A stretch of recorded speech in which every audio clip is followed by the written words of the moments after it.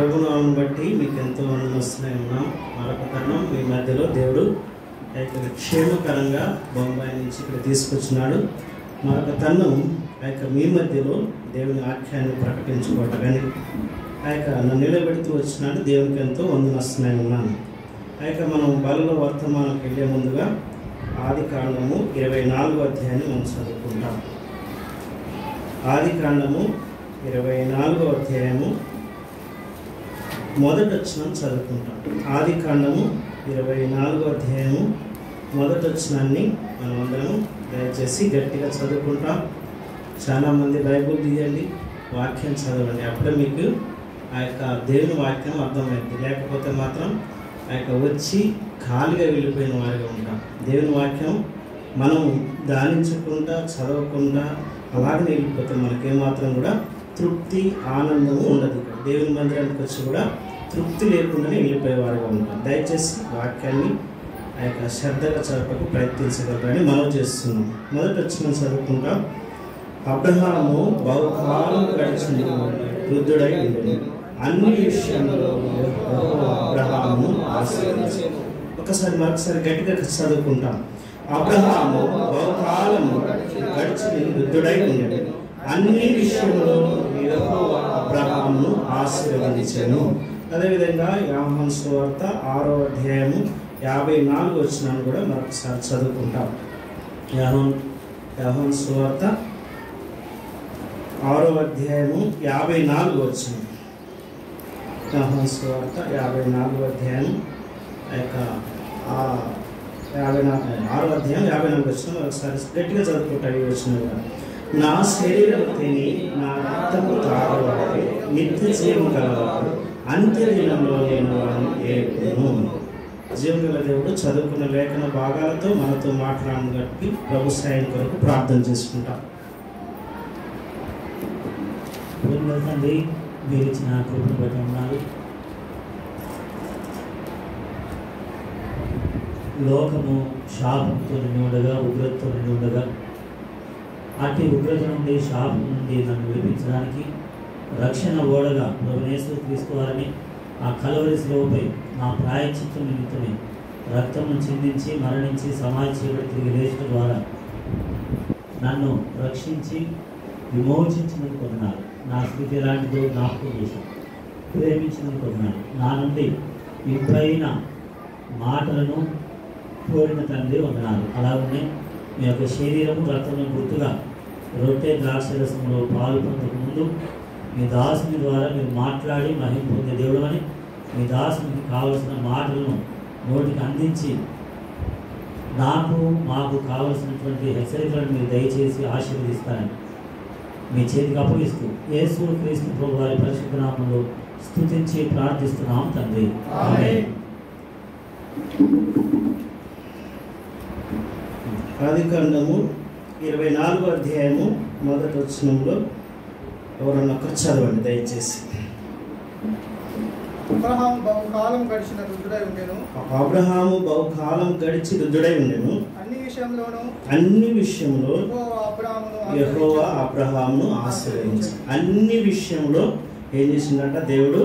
అబ్రహామును ఆశీర్వదించాడు. అన్ని విషయాలు, ఈ అన్ని విషయాలని తలపోసుకుంటూ కొంచెం మనం బైబిల్లో కొన్ని ధ్యానిస్తూ వస్తాం. చూడండి, కొలస్సీలకు రాసిన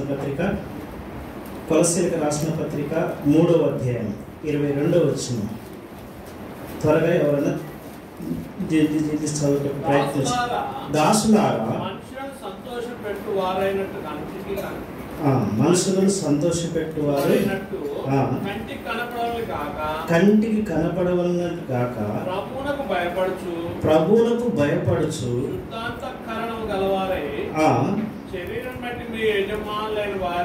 శరీరమును బట్టి మీ యజమానులైన వారికి అన్ని విషయములో విధేయులయుండుడి. అక్కడ చూస్తే అన్ని విషయంలో అబ్రహామును యెహోవా ఆశీర్వదించినట్టు మనం ఈ యొక్క ఆదికాండము 24వ అధ్యాయం మొదటి వచనంలో మనం చూస్తూ వచ్చినాం. అన్ని విషయంలో ఈ యొక్క మధ్యాహ్న కాల సమయంలో ఏమంటున్నాడంటే మీ యజమానులైన వారికి అన్ని విషయములో విధేయులై ఉండాలి. అన్ని విషయాలు, ఏ ఒక్క విషయం అని కాదు. ఇక ఆదివారము దేవుని మందిరం వచ్చడం అనేది కాకుండా అన్ని విషయాలలో దేవునికి విధేయులై ఉండాలి. ఎట్లా ఉండాలన్నట? దేవునికి 10 గంటలకు ఆరాధన అంటే లేటుగా వస్తే కూడా అవిధేయత. ఇక దేవునికి వాక్యం చదువుతామని కూడా చదవకపోవటం కూడా అవిధేయత. ప్రార్థన చేస్తామని కూడా చేయకపోవటం కూడా అవిధేయత. విధేయత లేకుండా ఆ యొక్క దేవునికి ఆ యొక్క ఏమాత్రం ఇష్టలుగా ఉండలేదు. ఈ లోకంలో ఆ యొక్క విధేయత అనేది చాలా ప్రాముఖ్యమైనదిగా ఇక్కడ మనకు తెలియజేస్తూ వస్తుంది. అన్ని విషయాలలో, మన ప్రవర్తన విషయంలో కావచ్చు, ఆ యొక్క మన మాటల విషయంలో కావచ్చు, దేవునికి భయపడే విషయంలో కావచ్చు, అబ్రహాము ఆ విధంగా అన్ని విషయంలో ఏం చేసినాడట? ఆ యొక్క విధేయుడైనట్టు ఇక్కడ మనం చూపిస్తూ వస్తాం. మనం కూడా ఈ మధ్యాహ్నకాల సమయంలో ఆ యొక్క దేవునికి అన్ని విషయంలో, మీ యజమానులైన వారికి అన్ని విషయంలో ఆ యొక్క విధేయులైన. మన యజమానుడు ఎవరైనా కంపెనీలో మనకు పెద్ద ఆ యొక్క అధికారి ఉన్నాడు, ఆయన లోపడకపోతే ఎలా ఉంటుంది? కోపం వస్తుంది. అదేవిధంగా దేవునికి కూడా మనం విధేయత చూపించకపోతే దేవునికి ఎంతో కోపం వచ్చేవారిగా ఉంటాం. అందుకనే ఈ మధ్యాహ్న కాల సమయంలో మనం అన్ని విషయంలో విధేయులమై ఉన్నామా లేమా పరీక్షించుకోవాలి. ఇది ప్రాముఖ్యమైన. విధేయత లేకుండా మనం ఏం చేసినప్పుడు కూడా దానివల్ల ఆశీర్వాదం రాదని కూడా మనకు తెలియజేస్తూ వస్తున్నాం. చూడండి, ఆ యొక్క ఇరిమియా, అక్కడ ఇరిమియా గ్రంథము 34వ అధ్యాయం అనుకుంటా. ఇరిమియా 34వ అధ్యాయంలో ఒక మాట చూస్తారు. ఇరిమియా 34వ అధ్యాయము, ఇరిమియా 34వ అధ్యాయము 14 వచ్చిన చదవండి. 34వ అధ్యాయం 35వ అధ్యాయం, సారీ 35వ అధ్యాయం, ఇరిమియా 35వ అధ్యాయం 14. ద్రాక్షారసము తాగవద్దని రేకాబు కుమారుడైన యెహోనాదాబు తన కుమారులకు ఆజ్ఞాపించిన మాటలు స్థిరముగా ఉన్నవి. నేటి వరకు తమ పితరునికి ఆజ్ఞకు విధేయులై వారు ద్రాక్షారసము తాగకున్నారు. అయితే చాలు, ఇక్కడ చూస్తే ఏమన్నాడట? బహు శ్రద్ధగా మాట్లాడిన వారుగా ఇక్కడ మనం చూస్తూ వస్తాం. ఇక్కడ ఏం చేసినాడు? ఈ 14 వచనంలో ద్రాక్షరసం తాగొద్దని రేకాబు కుమారుడైన యెహోనాదాబు తన కుమారులకు ఆజ్ఞాపించిన మాటలు స్థిరముగా ఉన్నాయి. ఏమన్నారు? ఇప్పుడు చెప్పాలంటే ఇది హానికరం. ఏంటంటే మందు తాగొద్దని చెప్పినారు. అంటే అప్పుడు ఆ దినాల్లో ద్రాక్షరసం, ఈ దినాల్లో మందు తాగొద్దు, మీ శరీరానికి హానికరం అన్నప్పుడు వెంటనే వాళ్ళు విధేయులైనట్టు మనం చూస్తూ వస్తాం. ఇక దేవునికి విరోధమైన ఏమైనా కావచ్చు, టీవీ కావచ్చు, ఆటపాటలే కావచ్చు, ఇంకా మా విగ్రహాలనే కావచ్చు, ఇంకా ఈ అన్నిట్లో ఏం చేయాలంట? మనం దేవుడు అయితే చెప్పినట్టు ఆజ్ఞకు లోబడి విధేయులమై ఉండాలి. ఇంకా అంతేకాకుండా చూపిస్తే వాళ్ళు చెప్పిన మాటకు వెంటనే ఏం చేసినారట? తాగకున్నారు అనే మాట మనం చూస్తూ వస్తాం. విధేయత చూపించారు. ఒక మాట చెప్పగానే విధేయత చూపించారు. ఈ దినాలలో తల్లిదండ్రులు ఆ యొక్క పిల్లలకు ఎంత చెప్పినా కానీ అవిధేయతగానే ఉంటున్నారు. అంటే చెప్పినా కానీ వినలేకపోతున్నారు. ఏంది? నువ్వు నాకంటే చాలా, ఎందుకంటే నాకు చదువు చక్కగా రాదు, సరిగా చదవలేదు, ఇంకా చెప్పాలంటే అంత జ్ఞానం కూడా లేదు మీ మధ్యలో నిలబడటానికి కూడా. ఇప్పుడు నేనే మీకు చెప్పాలంటే ఏమంటాడు? ఆ ఎలియన్నకు అంత పెద్ద చదివే రాదు, చెప్తున్నాడు అనేటట్టు కొన్నిసార్లు చదువు వచ్చిన వాళ్ళం కొంచెం ఆలోచిస్తూ వస్తాం. అలాగనే ఇక తల్లిదండ్రులకు పిల్లలు కూడా ఏం చేస్తారంటే చాలా మంచి చదివి ఓదలో ఉండి తండ్రికి ఏమరక అనేటట్టుగా ఈ దినాల్లో చెప్పిన మాట విధేయత చూపిస్తారు, పెద్దలకు లోబడతారు. రెండోది చెప్పాలంటే ఇంకా దైవజనులకు ఆ యొక్క దేవునికి ప్రాముఖ్యంగా దేవునికి కూడా విధేయత మనలో లేకపోవచ్చు. అందుకని ఈ దినాల్లో ప్రేమలు చల్లారిపోయినాయి. దేవుని పట్ల ఆ యొక్క శ్రద్ధ కోల్పోతూ వస్తున్నాం, భయం లేదు. ఇంకా చెప్పాలంటే ఆ యొక్క దేవునికి విధేయత లేక కారణం బట్టే మనం నష్టపోతూ వస్తున్నాం. విధేయులుగా ఒక తల్లిదండ్రులు చెప్పాలంటే బైబిల్లో ఏముంది?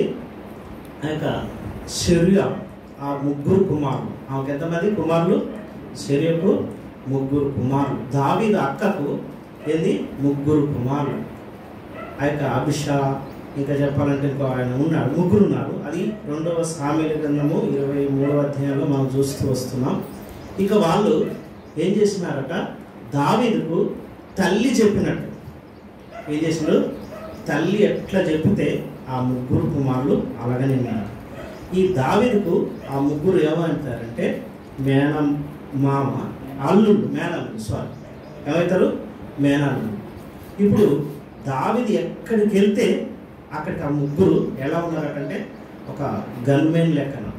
దావీదుకు మా మామకు ఎటువంటి అపాయం రాకుండా, శత్రువు ఎవరు అతన్ని చంపకుండా ఆ ముగ్గురు ఎలా ఉన్నారంటే మంచిగా గన్మెన్ లాగా కాపలుగా ఉన్నారు. ఎందుకు చెప్తున్నా అంటే విషయం, తల్లి విధేయత చూపిస్తూ వచ్చింది. ఈ కుమారులు కూడా అదే, నా యొక్క తమ్ముడిని మీరు చాలా జాగ్రత్తగా అపాయంలో నుండి రాకుండా కాపాడాలని ఈ ముగ్గురిని ఎలా చేసిందట? ఈ ముగ్గురిని ఏ డ్యూటీకి పంపకుండా, ఏ ఉద్యోగానికి పంపకుండా కేవలం దావీదుకి ఏం చేసింది? కాపుదల్లో ఉంచింది. ఏ శత్రువు కూడా ఆ రాజును చంపకుండా ఏం చేసిందట? భద్రతలో ఆ ముగ్గురు ఎలా వాళ్ళట? ఏదో మామూలుగా కాదు, వాళ్ళు సురుకైన వాళ్ళు బలాయుధులు, పరాక్రమశాలులు. యశ్వంటి యొక్క ఎంత మందినైనా వాళ్ళు ఏం చేస్తారట? వీట వాడించి 300 మందిని చంపిన వారుగా మనం అధ్యాయంలో చూస్తూ వస్తున్నాం. ఎందుకు విషయం చెప్తున్నామంటే, ఆ యొక్క సెరూయా పేరు రాయబడింది, తండ్రి పేరు మాత్రం బైబిల్లో అక్కడ రాయబడింది. ఆ తండ్రి ఒకవేళ ఈ ముగ్గురు కుమారులు ఆ యొక్క పుట్టినాక ఈ తల్లి సెరూయా దావీదునే అంటిస్తుంది. ఈ దైవ కార్యాలు చేస్తున్నాడు, గొప్ప రాజు, ఆ యొక్క దేవుని కార్యంలో శ్రద్ధ కలిగి జీవిస్తున్నాడు. ఈ యొక్క సెరూయా అక్క ఏం చేసిందంటే దావీదు వైపే తిరుగుతుంది. అప్పుడు ఒక భర్త మరి వీళ్ళు వదిలిపెట్టి వెళ్ళిపోయినాడు. అందుకని ఆయన లిస్టులో ఆయన పేరు లేదు, ఇక్కడ తెలియజేస్తూ వస్తున్నాడు. ఇక ఈ ముగ్గురు కుమారులు ఆ యొక్క దావీదుకు ఆ యొక్క ఎలా ఉన్నారంటే చూడండి, కొంచెం చూసుకుంటాం. అందులో 2వ సామెల గ్రంథం అక్కడ తెలియజేస్తాడు. చాలా ప్రాముఖ్యమైన విషయాలు ఏంటంటే 2వ సామెల గ్రంథము 22వ అధ్యాయం 22వ అధ్యాయం 17 వచ్చిన 22వ అధ్యాయం 21వ అధ్యాయం 17 వచ్చిన సిరియా కుమారుడైన అభిషేయ రాజును ఆదుకొని ఆ ఫిలిస్తీను కొట్టి చంపెను. దావీదు జనులు దీన్ని చూసి ఇశ్రాయేలుకు దీపము నీవు ఆరిపోకుండానట్లు నీవు ఇంకా మీదట మాతో కూడా యుద్ధములకు రావద్దని అతని చేత ప్రమాణం చేయించిరి. ఆ 16వ వచనంలో చూస్తే చదవండి. 16వ వచనం అందరి గట్టిగా చదువుకుంటాం. 16వ వచనం, అప్పుడు ఆ యొక్క రెఫాయిల సంతతి వాడైన ఇష్మాయేలు అనే ఒకడు ఉండెను. అతడు ధరించుకొని ఖడ్గమును కొత్తది, వాని వీట 300 తులముల ఎత్తు ఇత్తడి గలది, నేను దావీదును చంపెదనని అతడు చెప్పుచుండెను. దావీదును చంపుదామని ఇక ఏం చేస్తున్నాడట? 16వ వచనంలో చంపాలని ప్రయత్నిస్తున్నప్పుడు ఈ యొక్క సిరియా కుమారుడైన అభిషేక్ ఆ రాజును ఆదుకొని అతన్ని కొట్టి, ఆ ఫిలిస్తీను కొట్టి చంపివేసి ఏం చేస్తున్నాడంటే, నువ్వు మాతో యుద్ధానికి రావద్దు, మేము యుద్ధానికి వెళ్తాం, నువ్వు చాలా భద్రంగా జాగ్రత్తగా ఉండవని ఇక ఉంటున్నా. ఎందుకు ఈ విషయం చెప్తున్నాం? ఒక తల్లి ఆ యొక్క కుమారులకు ఎంత విధేయత నేర్పుతున్నాడంటే ఇక్కడ ఈ అధ్యాయంలో ఈ యొక్క సిరియా యొక్క జీవితాన్ని చూస్తే చాలా ప్రాముఖ్యంగా మనకు తెలియబడుతుంది. ఒక సిరియా అన్ని విడిచిపెట్టుకొని, భర్తను విడిచిపెట్టి ఆ యొక్క కుమారులను పెంచి ఆ యొక్క తన తమ్మునికి ఆ యొక్క చాలా ఏం చేసింది? భద్రతగా ఉంచి విధేయత చూపిస్తూ వస్తుంది. దేవుని సన్నిలో ఆ యొక్క దేవునికి ఆ యొక్క విధేయత చూపించి తన తమ్ముని భద్రంగా కాపాడుకుంటుంది. ఇంకా 24వ అధ్యాయం 23వ అధ్యాయంలోకి వస్తుంటే వాళ్ళ యొక్క ముగ్గురు ఎంతో శక్తిమంతులుగా, పరాక్రమగాలుగా ఉన్నట్టు మనం చూస్తున్నాం. ఒక్క వ్యక్తి 300 మందిని కొట్టి చంపుతున్నాడు. చూడండి, ఒక వ్యక్తి ఒక్కరిని కొట్టాలంటేనే మనకు కష్టం.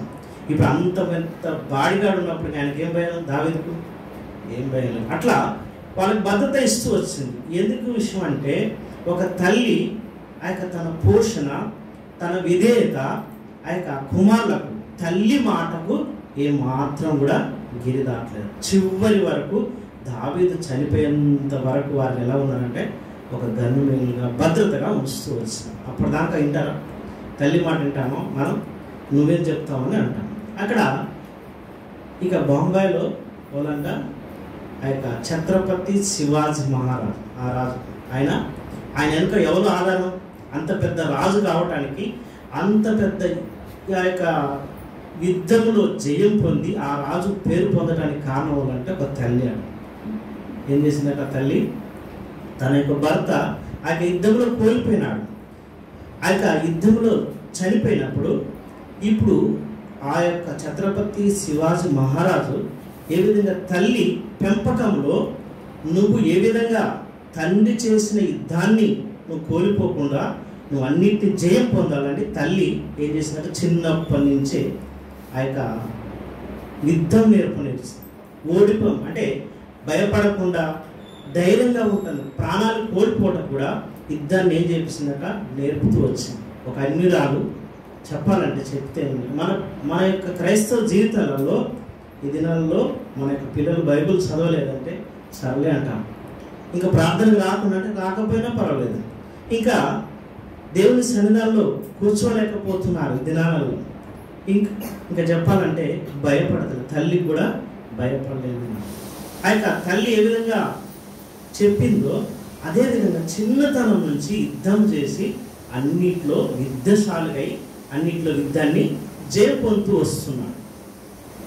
ఈ కుమారులు కూడా వాళ్ళు తాగొద్దు అంటే ఆజ్ఞకు లోబడుతూ వచ్చిన విధేయత చెయ్యొద్దు ఆగిపోయినా. ఇప్పుడు మా కుమారులు చెప్తే చేయొద్దంటే ఆగుతారా?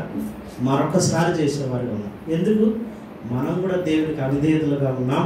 మన పిల్లలు కూడా అవిధేయులుగా శాపగ్రస్తంలోకి వెళ్ళిపోతున్నాం. మన జీవితంలో ఆ యొక్క అవిధేయత ఎంతో కారణం. ఏం చేసింది? బైబిల్లో మొట్టమొదటి అధ్యాయంలో ఆదాము అవ్వ ఏమన్నాడంటే దేవుడు ఎదురు తోటలో ఆ యొక్క నువ్వు తినడానికి సమృద్ధి అయిన పండ్లు చెట్లు అన్నీ ఉన్నాయి, కానీ ఈ తోట మధ్యలో ఒక చెట్టు మాత్రం మీరు తినొద్దని దేవుడు చెప్పినాడు. ఆజ్ఞను అతిక్రమించి చేసిన పాపాన్ని బట్టి ఆ తోటలో నుండి వెళ్ళగొట్టబడ్డాడు, శాపగ్రస్తులుగా మారుతూ వచ్చాడు. ఈ ఆ యొక్క క్రైస్తవ జీవితానికి ప్రాముఖ్యమైనది ఏంటంటే విధేయత. విధేయత లేకుండా ఏమాత్రం కూడా మనం ఆశీర్వాదాలకి రాలేకపోతాం. అందుకనే అక్కడ తెలియజేస్తూ వస్తున్న మాటలు ఏంటంటే ఆ యొక్క మన యొక్క జీవితంలో విధేయత, అన్ని విషయాల్లో విధేయత కావాలి. మన నడిచే నడక, ప్రవర్తన, మన జీవితం ఈ విధేయత లేకుండా ఆయనకు ఏమాత్రం ఇష్టలుగా ఉండలేము. చదువులకు ఒక మాట చదువుకుంటాం. నిర్గమాకాండము 15వ అధ్యాయం. నిర్గమాకాండము 15వ అధ్యాయం 27వ వచనం, 26వ వచనం అందరం కలిసి చదువుకుంటాం. మీ దేవుడైన యెహోవా వాక్కును శ్రద్ధగా విని ఆయన దృష్టికి న్యాయమైనది చేసి ఆయన ఆజ్ఞకు విధేయులై ఆయన కట్టడాలను అనుసరించిన నడిచిన ఎడల నేను ఐగుప్తులో కలుగజేసిన రోగము ఏది మీ మీద రాలేదు, నిన్ను స్వస్థపరచువాడు అన్న యెహోవాను నేనే. ఇక్కడ ఏమంటాడంటే ఆయన దృష్టికి న్యాయమైనది చేసి ఆయన ఆజ్ఞలకు విధేయులమై ఉండాలి. ఎక్కడ ఉండాలంట? ఆయన ఆజ్ఞలకు విధేయులైనప్పుడు ఆయన మనకి ఏం చేస్తాడట? ఏం చేస్తాడు? ఐగుప్తులో కలిగి ఏ రోగం రాకుండా ఆయన తప్పించేవాడుగా ఉన్నాడు. మన జీవితంలో ఆ విధంగా మనం సిద్ధపడాలి. మనం ఆయనకు విధేయులమవుతున్నామా లేకపోతే అవిధేయులుగా ఉంటున్నామా? ఈ మధ్యాహ్న కాల సమయంలో మనం పరీక్షించుకోవాలి. మన జీవితంలో అన్ని విషయంలో అబ్రహాము ఆ యొక్క విధేయుడట ఉండటం వల్ల దేవుడు అబ్రహామును అన్ని విషయాలలో కూడా ఆశీర్వదిస్తూ వచ్చాడు. నిర్గమాకాండము 24వ అధ్యాయం 7వ వచనం. నిర్గమాకాండము 24వ అధ్యాయం 7వ వచనం. నిబంధన గ్రంథమును తీసుకొని ప్రజలకు వినిపింపగా వారు యెహోవా చెప్పినవన్నీ చేయించు విధేయులమై ఉండుమనెను. ఇక్కడ చూసాడు 7వ వచనంలో అక్కడ అంటాడు, అతడు నిబంధన గ్రంథము తీసుకొని ప్రజలకు వినిపించగా వారు యెహోవా చెప్పినవన్నీ మేము చేస్తామని ఏమన్నారట? విధేయులైన. ఇప్పుడు ఈ మధ్యాహ్న కాల సమయంలో దేవుడు చెప్పినవన్నీ మనం చేయటకు విధేయులమై ఉన్నామా లేకపోతే అవిధేయులుగా చూపిస్తున్నాం. అవిధేయులుగా ఉంటే మనం ఎట్లా వచ్చినా కానీ దేవుని భయం మనలో ఏమాత్రం కూడా ఉంటాం. రెండవది దేవుని ఆశీర్వాదం కూడా మనకు రాదు. మొట్టమొదటిగా ఈ మధ్యాహ్న కాల సమయంలో ఆయన శరీరానికి సాదృశ్యంగా రొట్టెలో చేసేటప్పుడు ఆయన రక్తానికి సాదృశ్యంగా బలలో చేసే పాత్రలో చేస్తున్నప్పుడు మన జీవితంలో మొట్టమొదటిగా నేను ప్రభువా నిన్ను నీవు పరీక్షించుకోవాలి.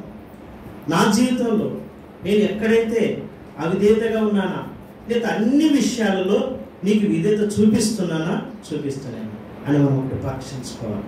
రెండోదిగా చూస్తాం, చూడండి అక్కడ ఒక మాట అంటాడు. 1 తిమోతికి రాసిన పత్రిక 3వ అధ్యాయం 11వ వచనం. 1 తిమోతికి రాసిన పత్రిక 3వ అధ్యాయం 11వ వచనం. అటువంటి పరిచర్య చేయు స్త్రీలను మాన్యులై కొండెము చెప్పని వారును మిథానుభావం గలవారును అన్ని విషయములలో నమ్మకంగా. రెండోది మాట ఏంటంట? అన్ని విషయాలు. మొట్టమొదటిగా అన్ని విషయంలో యెహోవా అబ్రహామును ఆశీర్వదిస్తూ వచ్చాడు. అయితే మనం అన్ని విషయంలో మన యజమానులైన వారికి విధేయులమై ఉండాలి. అయితే రెండో మాట, మనం అన్ని విషయంలో ఏం చేయాలట? నమ్మకం కలిగి ఉండాలి. మనం ఎలా ఉన్నామట? నమ్మకంగా ఉంటున్నామా? ఒకసారి పరీక్షించుకో. ఆయన మేము చెప్పడమే కాదు, ఆయన దేవుడు ఈ మధ్యాహ్న కాల సమయంలో మనము నిన్ను నీవు పరిశీలించుకోవటానికి దేవుడు మాటలు తీసుకొచ్చాడు. నేను నమ్మకంగా ఉన్నానా? నిన్ను నువ్వే పరీక్షించుకుంటే దేవుడు ఎక్కడైతే నువ్వు అపనమ్మకములు ఉన్నావో ఆ నమ్మకాన్ని దేవుడు తెలియజేస్తూ వస్తాడు. నేను నమ్మకంగా ఉన్నానా లేదు, తప్పిపోయినా, ఎక్కడైతే జీవితంలో నష్టపోయాను, నమ్మకం లేకపోతే ఏంటట? నమ్ముట నీవు అయితే నమ్మువానికి సమస్తము సాధ్యము. అయితే అపనమ్మకము ఉండకూడదు. మనకు ఎలా ఉండకూడదట? అపనమ్మకము ఉండకూడదు అంటాడు. చూడండి తిమోతికి రాసిన పత్రిక 2వ తిమోతికి రాసిన పత్రిక 3వ అధ్యాయం 5వ వచనం. 2వ తిమోతికి రాసిన పత్రిక 3వ అధ్యాయం 5వ వచనం. పైకి భక్తి గలవారవై ఉండి దాని శక్తిని ఆశ్రయించు వారినై ఉందురు, ఇట్టి వారికి విముఖుడవై ఉండుము. చాలా ఇక్కడ పైకి మనం ఎలా ఉన్నాం అంటే భక్తిగా ఉన్నాం, భక్తిని ధరించుకున్నాం, కానీ శక్తి లేదు. ఏం చేస్తాం? శక్తి లేకపోతే మనం ప్రార్థన చేస్తే ఆ దినాల్లో బైబుల్లో చాలా మంది ఉన్నారు. సూర్యచంద్రుడు ఆపినారు, ఆ ఆకాశాన్ని 3 సంవత్సరాలు వర్షం పడకుండా మూయించినారు. ప్రార్థన చేయని వెంటనే ఆకాశం నుండి వర్షం వచ్చింది. ఇంకా చూస్తే వాళ్ళు ప్రార్థన చేస్తే ఏం చేసిందట? అగ్నిలో నుండి తప్పించబడ్డారు. నమ్మకస్తులు. మనం ప్రార్థన చేస్తే ఇక్కడి నుంచి అక్కడ కూడా జరగలేదు. ఎందుకు? మన అపనమ్మకం ఉంది, నమ్మలేకపోతున్నాం. నువ్వు నమ్మట నీ వల్ల అయితే నమ్మవానికి సమస్తము సాధ్యం. దేవజన్ భగత్ సింగ్ గారి జీవితంలో ఆయన దేవుడు బైబుల్లో ప్రతి మాట దేవుని యొక్క మాటని నమ్ముతూ భయపడుతూ మోకాళ్ళ మీద ఉండి చదివేవాడు. మనం ఇలా మోకాళ్ళు వేయాలంటేనే చాలా కష్టం, వేయలేకపోతాం, శరీరం సహకరించలేదు. అయితే యవనస్తులకు ఈ దినాలలో కూడా యవనస్తులు కూడా మోకాళ్ళు ఒక్కరన్న మందిరంలో ఆరంభ దినాలలో అందరు దేవుని దగ్గరికి వెళ్ళి ఉన్నట్టు విధేయులు అందరూ మోకాలు వేసుకొని కూర్చొని చదివారు. నువ్వు బైబుల్ చదివినా కానీ మోకాళ్ళు వేస్తారు, ఆరాధన చేసినా మోకాళ్ళు చదివి, అయితే ప్రార్థన చేసినా మోకాళ్ళు వేసి ప్రార్థన చేయలేకపోతున్నాం. ఏంటంట అక్కడ అంటాడు ఏంటంటే పైకి భక్తిగా ఉన్నాం, చూపిస్తున్నాం, కానీ శక్తి లేదు. ఏం చేస్తాం? శక్తి లేకుంటే ఏమైపోద్ది? ఏం కూడా చేయలేము. అందుకనే ఎలా ఉన్నాడు? నమ్మకస్తులుగా ఉండాలన్నట్టు. చూడండి యెషయా గ్రంథంలో ఒక మాట అంటాడు. యెషయా గ్రంథము 48వ అధ్యాయం 8వ వచనం. యెషయా 48వ అధ్యాయం 8వ వచనం. 48వ అది అధ్యాయం. నీకు వినపడనే లేదు, ఆ నీకు తెలియబడనే లేదు, ఆ పూర్వం నుండి నీ చెవి తెరవబడనే లేదు. ఆ నీవు అపనమ్మకస్తుడవై నీవు అపనమ్మకస్తుడవై నీ తల్లి గర్భమున పుట్టినది మొదలుకొని నీ తల్లి గర్భమున పుట్టినది మొదలుకొని తిరుగుబాటు చేయవాడవని తిరుగుబాటు చేయవాడు అని అనిపించుకుంటావని నాకు తెలియను. అనిపించుకుంటివని నాకు తెలియను. ఎలా ఉన్నమాట మన పేర్లు ఎలా ఉందంటే అపనమ్మకస్తుడవై తల్లి గర్భములో ఆ యొక్క పుట్టినది మొదలుకొని తిరుగుబాటే. ఎన్నడన్నా విధేయత చూపించలేని వారిగా ఉంది. తిరుగుబాటే. నమ్మకం చూపించలేకపోయినా, నమ్మలేకపోయినా, ఇంకా చెప్పాలంటే నమ్మలేకపోతూ వచ్చింది. రెండో విషయంలో ఆ యొక్క ఎదట అన్ని విషయాల్లో నమ్మకంగా ఉంటున్నామా లేవో ఒకసారి పరీక్షించుకోవాలి. నమ్మలేకపోతాం. సార్ భరత్ సింగ్ గారు ఆ యొక్క దేవుడు తప్పకుండా ఆ ఫ్లైట్ను సమయానికి తీసుకొస్తాడు.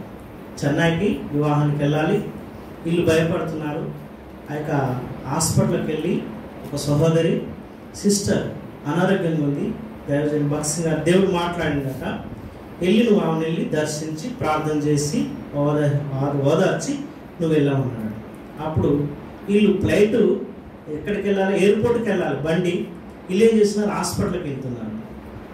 ఇంకేం మాకు ఆ దినాల్లో దైవజనుకు మాట్లాడాలంటే భయం. వాళ్ళు ఎట్లా వెళ్తే అట్నే వెళ్ళారు. పోయినారట. చాలాసేపు కొంచెంసేపు వాక్యం చెప్పినారు, ప్రార్థన చేసినారు. అప్పటికే ఫ్లైట్ టైం అయిపోయింది, ఫ్లైట్ వెళ్ళిపోయింది. ఇక బండి తీయమన్నారట. అక్కడ ఉన్న సహోదరు ఆయనతో ఆ యొక్క సహకారులుగా ఉన్నవారు పెద్దలు, అన్న టైం అయిపోయింది, ఫ్లైట్ వెళ్ళిపోయింది, ఇంకా మనం యాడికి ఎయిర్పోర్ట్కి పోయేదంటే నువ్వు ఫోన్ ఏమన్నాడు. ఇంకేం మాట్లాడలేదు. ఆ ఎయిర్పోర్ట్కి వెళ్ళారు. వెళ్ళాక ఆ ఫ్లైట్ వెళ్ళిపోయింది, అందరికి అనౌన్స్మెంట్ చేయబడింది. ప్రార్థన చేస్తూ వస్తున్నాడు. అయితే చూడండి ఎంత నమ్మకం. మనం నమ్ముతాం. ఫ్లైట్ వెళ్ళిపోయింది, ఆ ఫ్లైట్ మళ్ళీ తిరిగి వచ్చేలాగా దేవుడు చేస్తూ వచ్చి నమ్మిండు. అంతే. దేవుడు తప్పకుండా ప్రయాణం తీసుకెళ్తాడు అనే నమ్మకం మనలో ఉంటే ఎప్పుడైనా కానీ నమ్మాలన్నాడు. ఏ విషయంలో కూడా అపనమ్మకం ఉండదు. దేవుని నమ్ముకున్న వాళ్ళ బిడ్డలము ఈ లోకం లెక్కన అట ఇట, అవునా కాదా, వస్తావా రావా, వస్తాను లేకపోతే లేదు, ఇంకా చెప్పాలంటే అన్న టైం ఉంటే వస్తాను లేను అనే కొన్ని మాటలలో చిన్న చిన్న విషయంలో దేవునికి ఏం చేస్తున్నావట, అవిధేయులు చేస్తామంటే సమయానికి రావాల్సిందే చేయాలి. నమ్మలేకపోతున్నాం. దేవుని కార్యాలలో అపనమ్మకస్తులుగా ఉన్నాం. మనం ఎలా ఉన్నామంటే ఇక్కడ తెలియజేస్తున్నాడు. యెషయా గ్రంథము 48వ అధ్యాయంలో 8వ వచనంలో, నీవు అపనమ్మకస్తుడవై నీ తల్లి గర్భములో పుట్టినది మొదలుకొని నువ్వు తిరుగుబాటే చేస్తున్నావు. ఇప్పటికి కూడా తిరుగుబాటే చేస్తున్నావు. ఇశ్రాయేలు ప్రజలు ఆ యొక్క దేవుణ్ణి ఆ యొక్క శోధిస్తూ వచ్చారు, తిరుగుబాటు చేస్తూ వచ్చారు. దేవుడు అద్భుత కార్యాలు చేస్తున్నాడు. ఐగుప్తు అనే దాసత్వంలో నుండి ఆ యొక్క దేవుడు తీసుకొచ్చి ఆ యొక్క దేవుడు వాళ్ళని పాలు తేనెలు ప్రవహించే దేశానికి తీసుకుపోవాలని దేవుని ఉద్దేశాలు ఉంటే మాటి మాటికి దేవుని మీద తిరుగుబాటు. ఈ ఆహారణ్యంలో మాకు ఎవరు ఆహారం పెట్టగలరు, ఈ ఆహారంలో మాకు మాంసం ఎవరు పెట్టగలరు, ఆయన శోధిస్తున్నారు. ఈ ఆహారంలో నీళ్ళు ఇవ్వగలరు. మాటి మాటికి దేవుని మీద సనుగులు, మోస మీద సనుగుతూ వస్తున్నారు. ఇప్పుడు ఎలా ఉన్నామంటే మనం కూడా అన్ని సనుగులు ఎవరిస్తారు, మాకు ఇల్లు ఎట్లా, మా యొక్క పరిస్థితి ఏంది, మా యొక్క స్థితి ఏందని ఇంకా కూడా ఏం చేస్తున్నాం. మా దేవుడు గొప్ప దేవుడు, నమ్మదగిన దేవుడు. మనం అపనమ్మకస్తులం అయినప్పటికీ కూడా ఆయన నమ్మదగిన వాడుగా మన పక్షంగా చేస్తున్నాం. ఈ దినం మనం బ్రతుకున్నామంటే దేవుని కృపను బట్టే బ్రతుకున్నాం. మన ఆయుష్ను కాదు, మన బలం కాదు, మనం నిన్నటి వారమే, ఒక నీడ వంటి వారమే. ఇంకా చెప్పాలంటే నేతగాను నాడవలే దినాలు గతించిపోతున్నాయి. మన సమయం త్వరగా ఎలా చుట్టములే వచ్చిపోయినట్టుగా ఉన్నాడు. అందుకనే దేవుని యొక్క రాకడ సమీపంలో ఉంది. ఇంకా నువ్వు నమ్మకస్తుడుగా ఉండి ఈ లోకాన్ని విడిచిపెడితే ఆ దేవుని రాజ్యంలో నీకు అర్హత ఉండదు. నువ్వు అక్కడ నీతిమంతులే ఆయన రాజ్యంలో ఉంటాడు.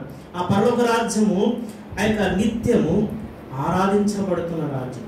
ఆ ప్రకటన గ్రంథం 4వ అధ్యాయంలో చూస్తే ఆయన సింహాసనం చుట్టూ ఆయన 24 పెద్దలు, ఆయన సింహాసనం చుట్టూ ఒక గాజు వంటి సముద్రం ఉందట. ఆయన సింహాసనం చుట్టూ జీవులు ఉన్నాయి. ఇంకా ఆత్మలు చెప్పాలంటే ఆ సింహాసనం చుట్టూ ఇంద్రధనుసు తిరుగుతుంది. 4వ అధ్యాయం చదవండి, మీకు బాగా తెలుస్తుంది. ఆ గొప్ప పరిశుద్ధుడైన దేవుణ్ణి ఆరాధిస్తూ వస్తున్నాడు. ఏదో మామూలైన దేవుడు కాదు మన దేవుడు. ఆయన గొప్ప దేవుడు, సృష్టికర్త, నిర్మాణకర్త, సృష్టిలో ఉన్న ప్రతి జీవులను పోషిస్తున్నాడు.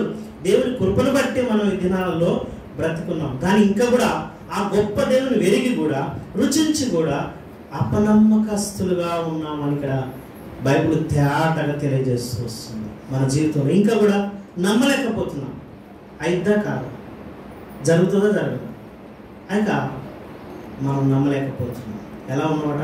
అపనమ్మకస్తులుగా ఉన్నాం. ఈ మధ్యాహ్న కాల సమయంలో ఇంకెక్కడ కూడా దేవుని విషయంలో అయిక నువ్వు నమ్మలేక అపనమ్మకస్తులుగా ఉంటే వెంటనే ఒప్పుకొని, ప్రభువా నన్ను క్షమించు, ఇప్పటిదాకా నేను అపనమ్మకస్తులుగానే జీవించాను, ఇక నుండి నీ కొరకు నేను నమ్మకస్తులుగా అన్ని విషయాలు నమ్ముతాను అని ఒప్పుకొని యోగ్య రీతిలో పాల్గొంటాను. చూడండి, ఇంకా 3వ మాట చూసుకుంటాం.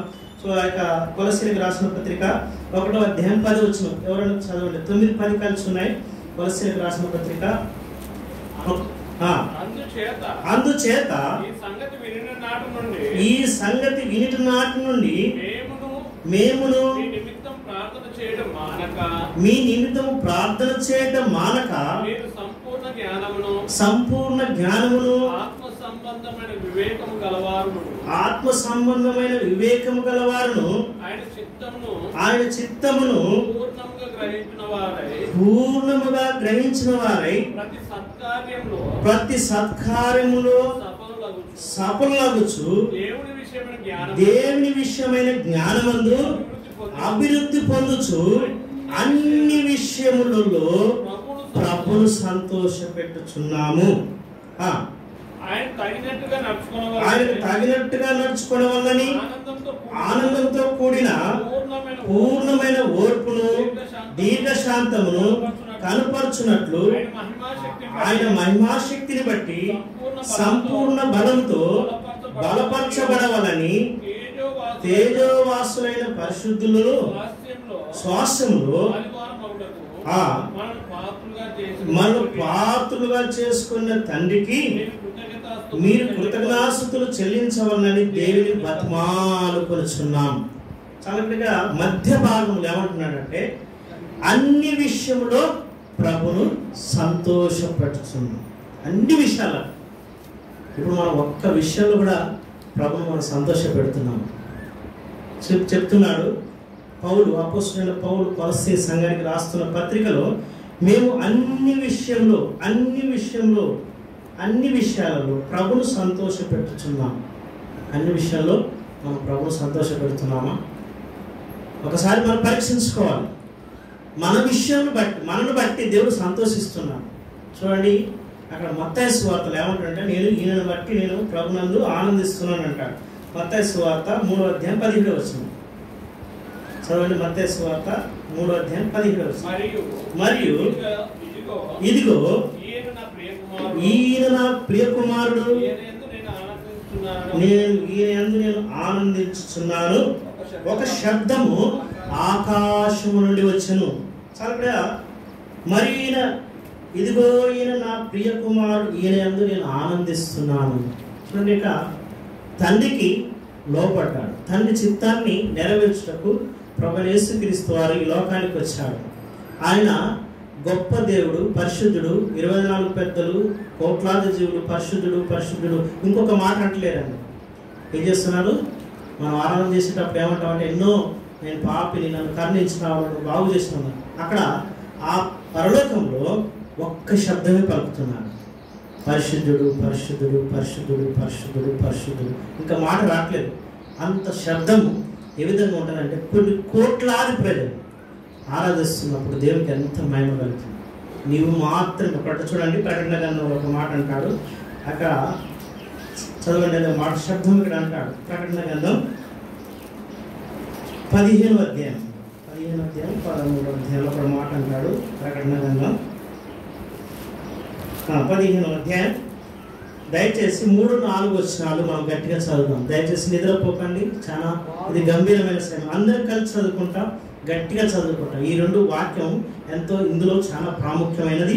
మనకు తెలియజేస్తాడు. చూడండి 3-4 వచనాలు అందరి కలిసి చదువుకుంటాం. ప్రకటన గ్రంథం 15వ అధ్యాయం 3-4 వచనం. వారు ప్రభువా దేవా సర్వాధికారి, నీ క్రియలు ఘనమైనవి ఆశ్చర్యమైనవి, యుగములకు రాజా, నీ మార్గములు న్యాయమైనవి సత్యములై ఉన్నవి. ప్రభువా నీవు మాత్రమే పవిత్రుడవు, నీకు భయపడిన వాడు ఎవడు, నీ నామమును మహిమపరచని వాడెవడు, నీ న్యాయ విధులను ప్రత్యక్షపరచబడిన కనుక జనులందరూ వచ్చి నీ సన్నిధిని నమస్కరించెదరని చెప్పి దేవుని దాసుడైన మోషే కీర్తన, గొర్రె పిల్లల కీర్తన పాడుచుంది.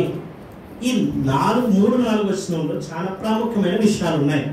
ఇక్కడ ఏమంటాడు?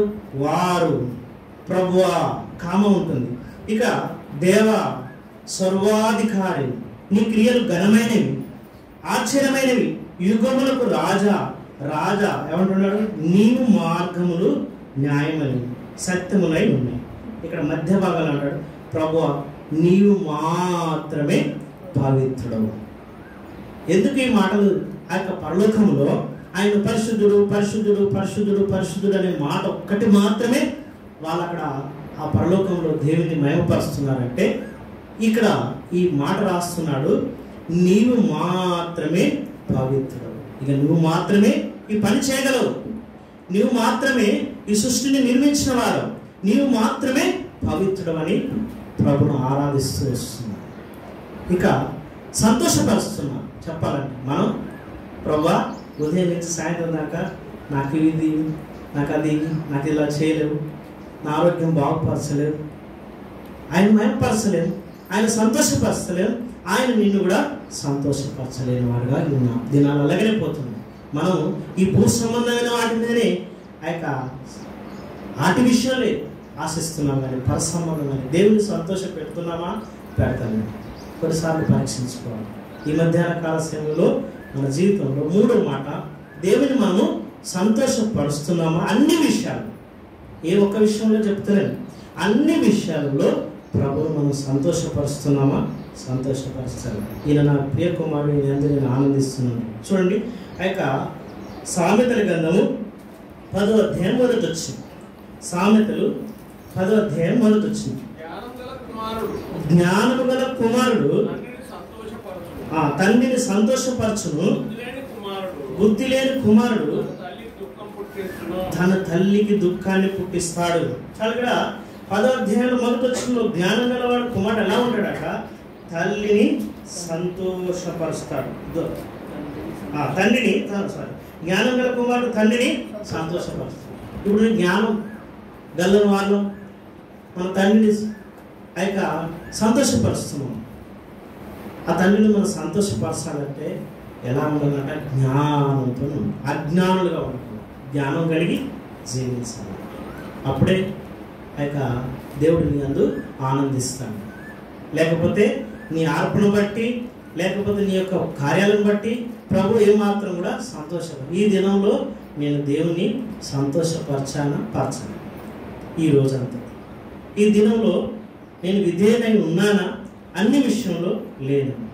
ఈ దినంలో ఆ యొక్క అన్ని విషయంలో ఏదైనా నమ్మకంగా నేను జీవించాను. మరొకసారి మనం ఈ మధ్యాహ్న కాల సమయంలో ఆ యొక్క మన జీవితంలో ఆ యొక్క ఒప్పుకొని యోగ్య రీతిలో ప్రభు బలలో పాలు పొందాలి. 4వ మాట చదువుకుంటాం. అక్కడ తిమోతికి రాసిన పత్రికలు చాలా నమ్మకస్తులుగా ఇక్కడ తెలియజేస్తున్నాడు. చూడండి 2వ తిమోతికి రాసిన పత్రిక 4వ అధ్యాయం 5వ వచనం. 2వ తిమోతికి రాసిన పత్రిక, అయితే నీవు అన్ని విషయములలో మిత్తముగా ఉండు అంటాడా? శ్రమపడము, సువార్తికుడిగా పనిచేయము, నీ పరిచర్యను చూడండి, ఇక్కడ నీ పరిచర్యను సంపూర్ణంగా జరిగించు. ఇక్కడ 4వ మాటలో ఏమంటాడట? అయితే నీవు అన్ని విషయాలలో మితముగా ఉండాలి. ఎలా ఉండాలట? మితముగా ఉండాలి. అక్కడ తెలియజేస్తున్నాడు. లూకా సువార్త 23వ అధ్యాయంలో ఏమంటున్నాడంటే, చదవండి, ఒక మాట పంపుతాడు. లూకా సువార్త 23వ అధ్యాయం 3వ వచనం చదవండి. ఎవరైనా త్వరగా చదవండి. పిలాతు నీవు యూదుల రాజువా అని ఆయన అడగగా అన్నట్టే ఆ. అని అతనితో చెప్పాను. నీవు అన్నట్టే అని అతనితో చెప్పాడు. పిలాతు రాజు అడుగుతున్నాడు, నువ్వు యూదుల రాజువా అంటే మనమే అంటాం, నేను రాజునే, నేను గొప్ప కార్యాలు చేసినామని మనం వింటాం. దేవుడు అంటే ఒక మాట అంటాడు, ఆయన మిత్తముగా మాట్లాడుతున్నాడు. ఎట్లా మాట్లాడుతున్నాడట? ఎంత మాట్లాడాలో అంతే మాట్లాడు. ఇంకా దానికంటే ఎక్కువ కూడా మనం కూడా ఎంత మాట్లాడాలో అంతే శబ్దం ఉపయోగించాలి. ఎక్కువ ఉపయోగిస్తే అచ్చపడుతున్నాం. ఇక్కడ దేవుడు ఏమంటున్నాడంటే మిత్తముగా మాట్లాడుతున్నాడు. అవును నువ్వు అన్నట్టే అన్నాడు.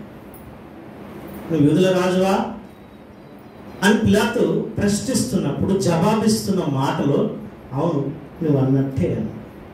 మనం కూడా ఎన్నోసార్లు ఏదైనా చెప్తే ఒక్కటి చెప్తే 100 చెప్తాం. మనం ఇంకా చెప్పాలంటే ఒకటి తీసుకురంటే ఏం అడిగినామో దానికి సరైన జవాబు చెప్పలేని వారిగా ఉంటాం.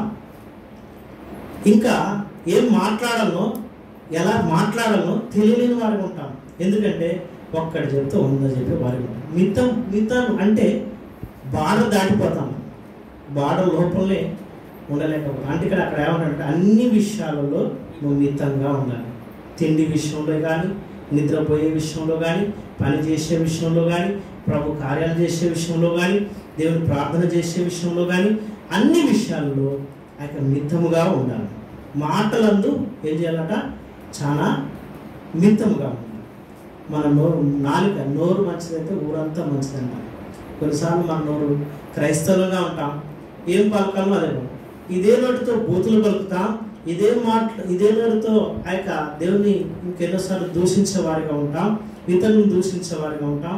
కోపం వస్తుంది, అగ్రము, అహంకారము, డంబము, ఇవన్నీ మాటలు వస్తాయి. అదే నోటితో మనం దేవుని ఏం చేస్తాం?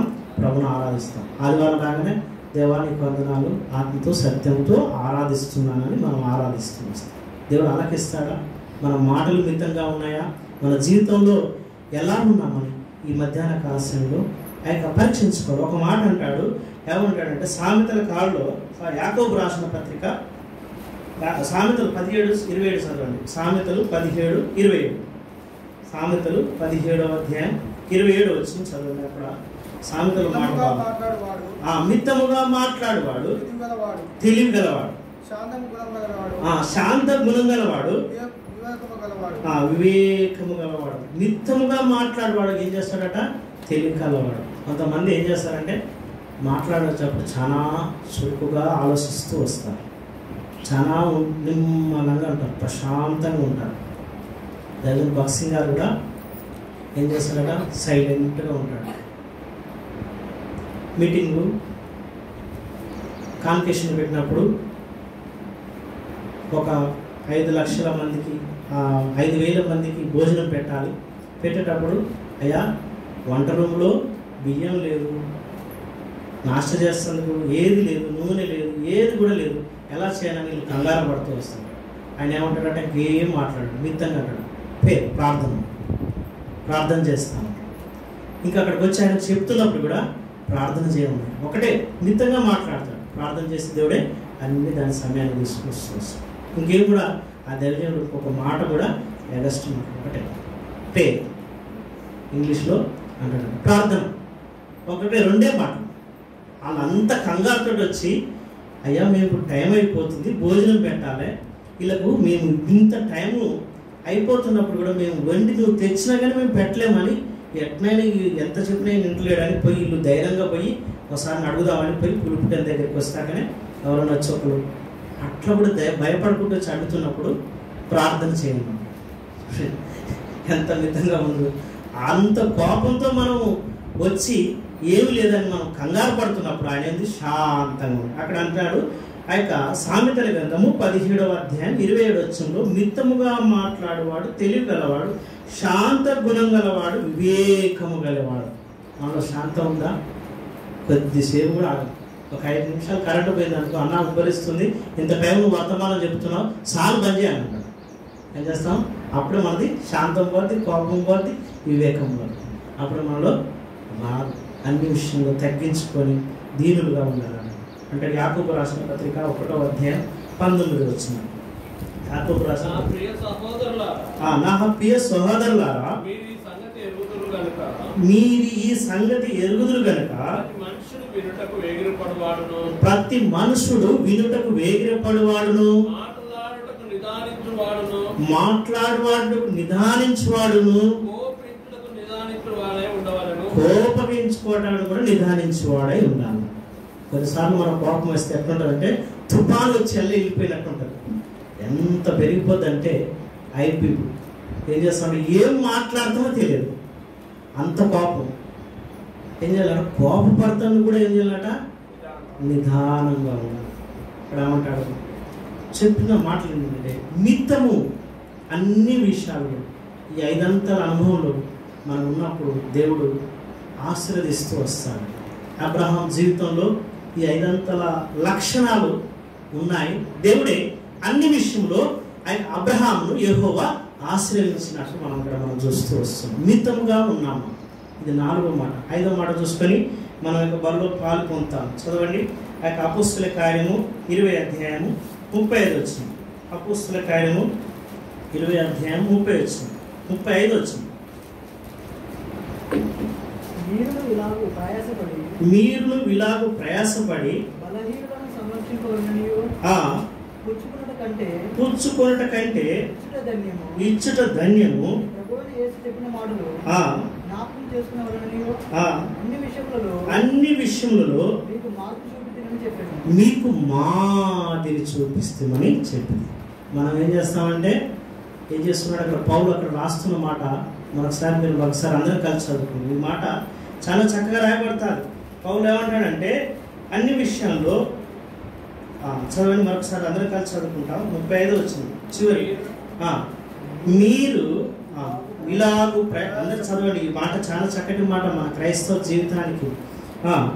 మీరు ఇలాగూ ప్రయాసపడి బలహీనులను సంరక్షించవాలని పుచ్చుకొనుట కంటే ఇచ్చుట ధన్యము అని ప్రభువైన యేసు చెప్పిన మాటను జ్ఞాపకం చేసుకునేవాళ్ళని అన్ని విషయంలో మీకు మాదిరి చూపుతానని చెప్పాను.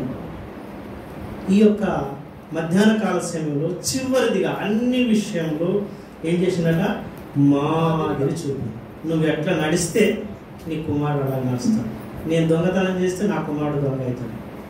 నేను అబద్ధం ఆడితే ఆ అబద్ధం ఆడతాడు. ముందర నాగ లేకపోతే నాట వెనక నాగ కూడా అట్నే వస్తుంది.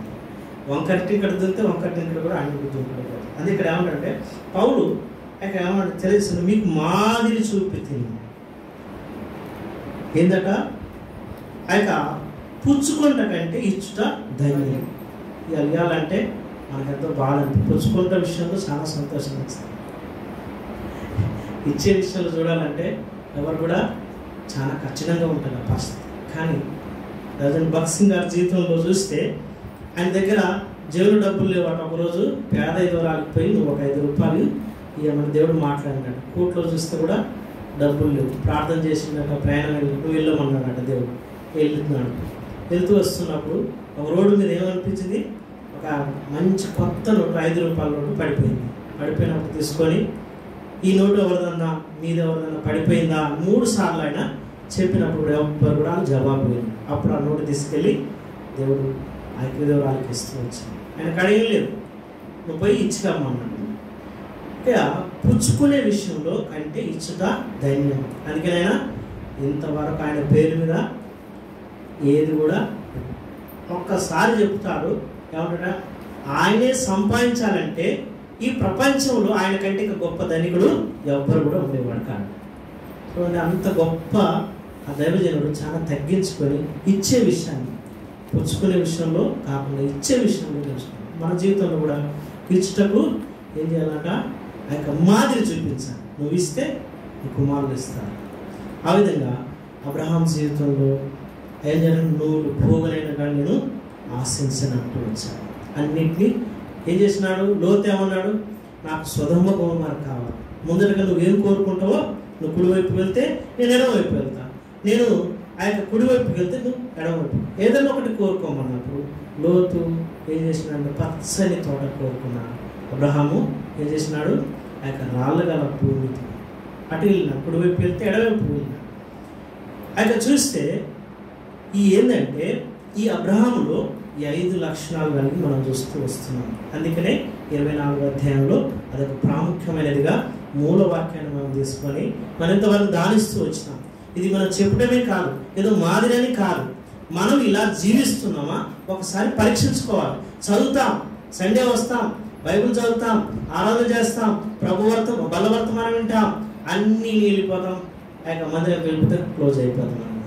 మన విధేయత పోతుంది. రెండోది ఏమైపోతుంది? ఫస్ట్ మొట్టమొదటిగా అన్ని విషయాల్లో విధేయత కోల్పోతాం. రెండోదిగా ఏం చెప్తున్నాం? నమ్మకాన్ని కోల్పోతాం.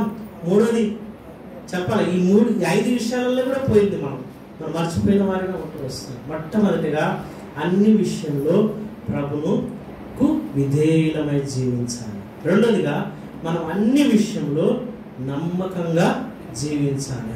మూడోదిగా అన్ని విషయంలో ఎలా ఉండాలట? ప్రభువు సంతోషపడాలి. నాలుగోదిగా అన్ని విషయంలో మితముగా ఉండాలి. ఐదోదిగా చూస్తే అన్ని విషయంలో మాదిరి చూపించాలి. ఈ లక్షణాలు లేకుండా ప్రభు బలలో చేస్తే ఏమంటాడంటే మొదటి కొరింథీయులకు రాసిన పత్రిక 11వ అధ్యాయము అక్కడ 28 వచనం నుంచి చూస్తే, మీరు ఆయన శరీరం తిని చూడండి, అది ఇప్పుడు చదువుకుంటాం. చదివి చాలా మంది రోగులు బలహీనులు నిద్రిస్తున్నారంట. మొదటి కొరింథీయులకు రాసిన పత్రిక 11వ అధ్యాయంలో అక్కడ మాట ఏమంటాడంటే 28వ వచనంలో మనం చదువుకుంటూ వస్తాం. 28వ వచనంలో 28, 29, 30 వచనాలు మనం అందరం కలిసి చదువుకుంటాం. కాబట్టి ప్రతి మనుషుడు తనను తాను పరీక్షించుకున్నవలను, అలాగూ చేసి ఆ రొట్టెలు తిని ఆ పాత్రలను తాగవలను. ప్రభు శరీరము వివేచింపక తిని తాగువాడే తనకు శిక్షావిధి కలుగుటకే తిని తాగుతున్నాడు. మీలో అనేకులు బలహీనులు, రోగులై చాలా మంది నిద్రిస్తున్నారు. ఇదేమిటికి మనం తినడానికి? మన ఇళ్ళలో ఆహారం లేదా? ఇక్కడ కొరింథీయులకు రాసిన పత్రికలో తెలియజేస్తాడు. ఇది ప్రభు శరీరం, ఆయనకు మాదిరి. నేను క్రీస్తు పోలి నడుచుకున్న ప్రకారం మీరు నన్ను పోలి నడుచుకోమంటారు. ఆయన పోలిక రావాలి, ఆయన మార్పు రావాలి, ఆయన విధేయత నేర్చుకోవాలి. ఆయనకు ఏముండాలట? అన్ని విషయాలు సంతోషపరచాలి. ఆయన గుణలక్షణాలు మనలో కావాలి. అప్పుడే మార్పు చెందుతాం.